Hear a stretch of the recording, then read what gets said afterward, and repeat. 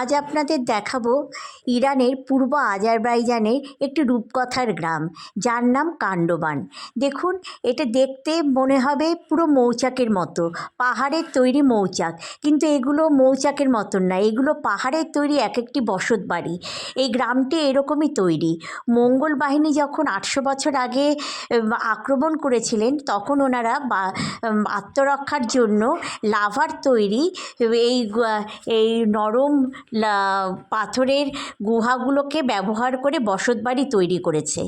এর ভেতরটা দেখুন, অন্দরসজ্জাগুলো কী সুন্দর।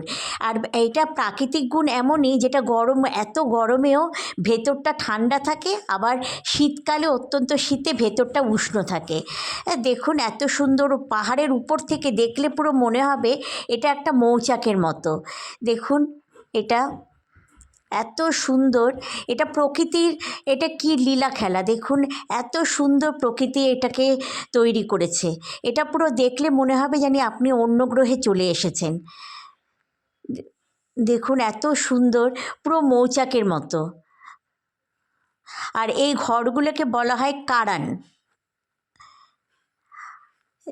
এই দেখুন, পুরো এদের তখনকার দিনে আর্কিটেকচার কি সুন্দর, এই না দেখলে কল্পনা করা যায় না। এখন এটা প্রচুর পর্যটকরা ওখানে যাচ্ছেন এটা দেখতে। এখন এখানেও আপনারা একবার যেতে পারেন।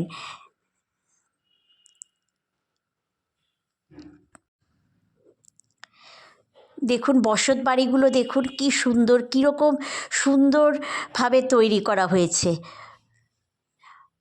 তখনকার দিনে আর্কিটেক্ট এত সুন্দর ছিল।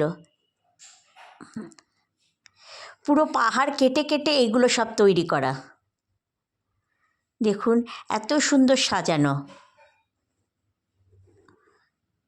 জানি প্রকৃতির রূপকথায় আমরা চলে এসেছি।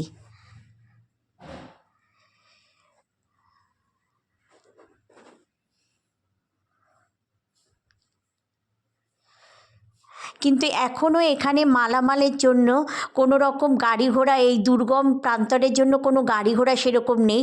তাই জন্য গাধার পিঠে বহন করেই এখন মাল আনা নেওয়া করা হয়। আর এদের একমাত্র যানবাহন গাধাই। দেখুন, এই যে ঝর্ণাটা দেখতে পাচ্ছেন, এই ঝর্ণার জল প্রাকৃতিক ওষুধের কাজ করে। হ্যাঁ, দেখুন, এই দেখুন, গাধার পিঠে চড়ে এগুলো মাল বয়ে নেওয়া হচ্ছে।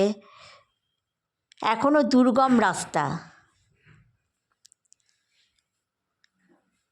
পুরো মৌচাকের মতন এক একটা পাথর কেটে কেটে তৈরি করা হয়েছে। এটা এরকমভাবে তৈরি করা হয়েছে যাতে কোনো রকম গরমের সময় যাতে ভেতরটা ঠান্ডা থাকে, আর ঠান্ডার সময় যেমন ভেতরটা উষ্ণ থাকে। এটা আজারবাইজানের গ্রাম।